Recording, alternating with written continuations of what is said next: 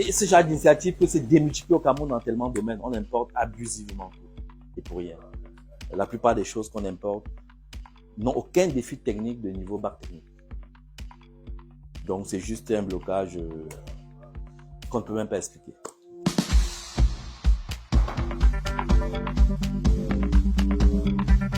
Bienvenue à Investir au Cameroun. Ça c'est notre deuxième atelier. Après Bafsam, hein, qui est notre atelier principal. Le service après-vente, la nécessité d'avoir plusieurs pôles de production nous a imposé un deuxième atelier à Yaoundé. Et d'ailleurs, il nous en faudra au moins 6 au Cameroun. La couveuse, c'est vraiment ce qui a fait connaître l'agence. Déjà parce qu'on a gagné beaucoup de prix avec. Et puis parce qu'il y a une vraie demande africaine qui s'est imposée à nous. La couveuse, c'est un habitacle en acrylique, c'est un caisson qui a un boîtier principal et de rangement avec un alliage d'aluminium. Et puis là-dedans, il y a un ensemble de dispositifs. Ça, par exemple, ça nous sert de bac d'eau, de circuit d'air. Et donc, nous les fabriquons nous-mêmes, comme vous voyez, en bois avec l'étanchéité en résine.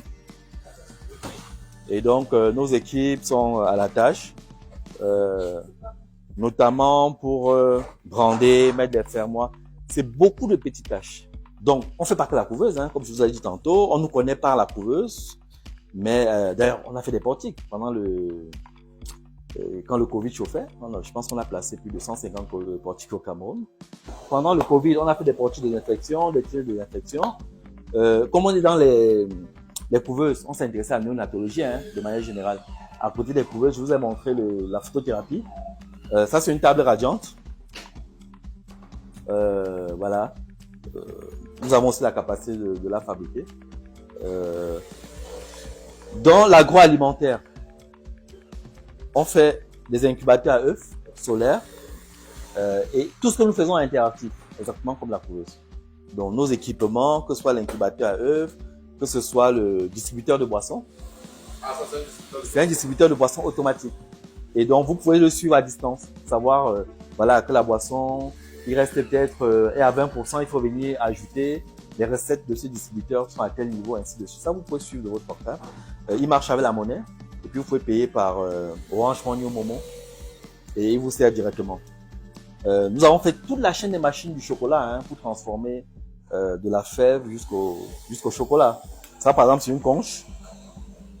Vous pouvez voir le chocolat là-dedans. Sinon, on a fait les cabosseuses, on a fait la tempéreuse, on a fait vraiment toute la chaîne de valeur dans l'agroalimentaire. Et ici, je l'ai pas, mais à Bafsam, on a fait un produit. Ah oui, là, il y a le purificateur d'air, c'est aussi dans le médical. C'est aussi quelque chose qu'on a tiré de notre expérience avec le Covid pour désinfecter dans les hôpitaux, dans les bureaux. Purificateur d'air, c'est quelque chose aussi qu'on pourrait développer. Au niveau technologique, c'est prêt, mais il faut toute l'architecture commerciale pour la mise en marché. Et donc, c'est des challenges qui nous attendent. Aujourd'hui, on est 16 personnes qui travaillent à plein temps pour nous, sans compter ceux chez qui on est de temps en temps amenés à sous-traiter, quand on a des grosses commandes.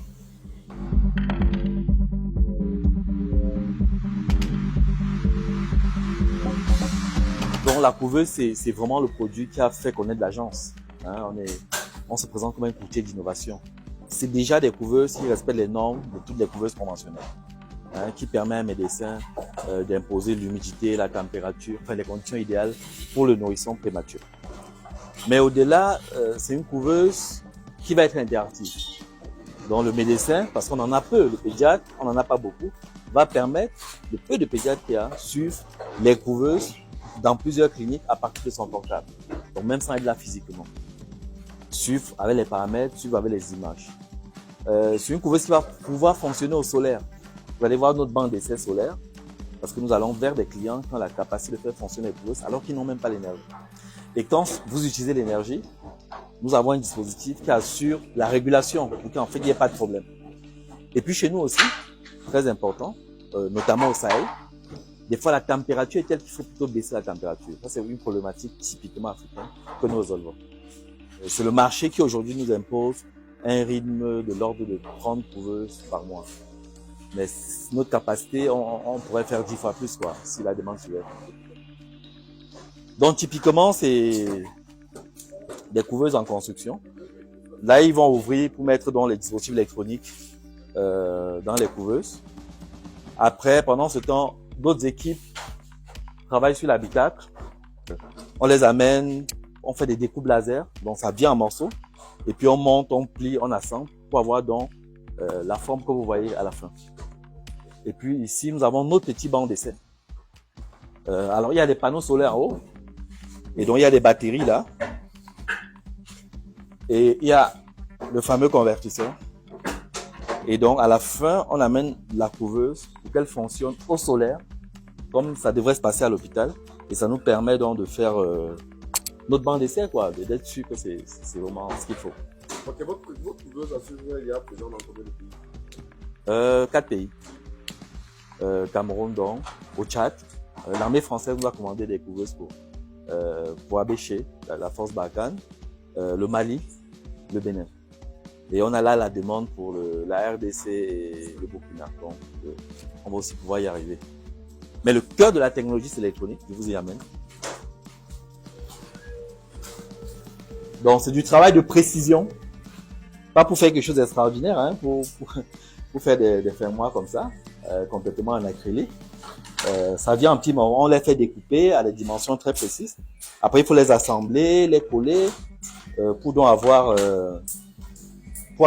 la fenêtre de la couveuse qu'on pourra ouvrir, sans mettre autre chose que de l'acrylique.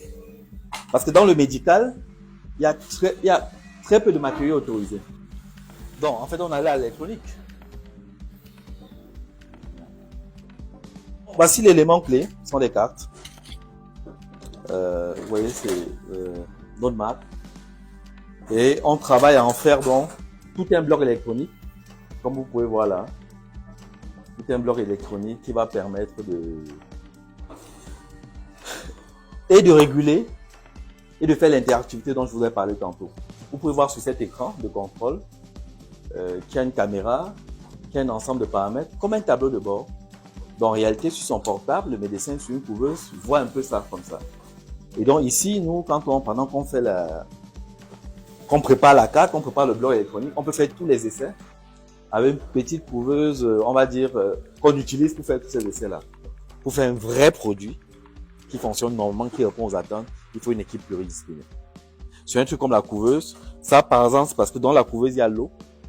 Donc, il faut pouvoir faire des dispositifs comme ça qui relèvent pratiquement de la plomberie.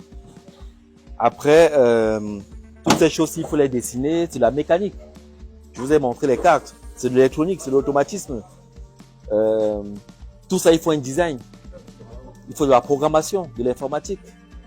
Et puis, si vous voulez aller au marché, il faut de la communication, il faut du marketing.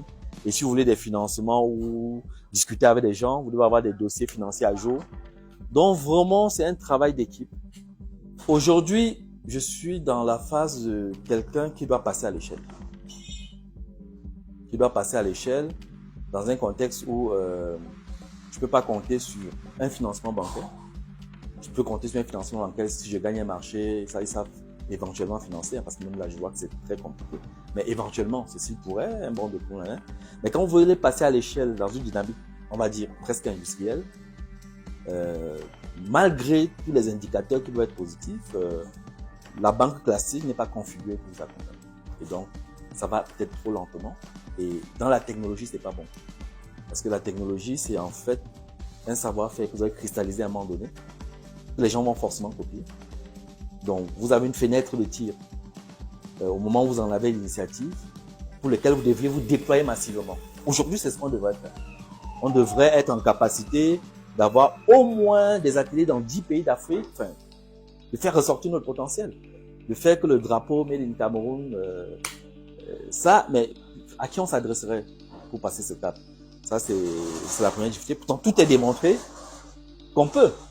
On a démontré cliniquement, on a démontré technologiquement, on a les équipes. Je pense qu'on a validé toutes les cases classiques de ce que quelqu'un dans une dynamique de start-up devrait valider pour être poussé à l'échelle. Mais bon, on a quand même le marché lui-même qui nous tire, qui nous fait avancer. C'est-à-dire la demande elle-même nous fait avancer. À petits pas, mais on avance.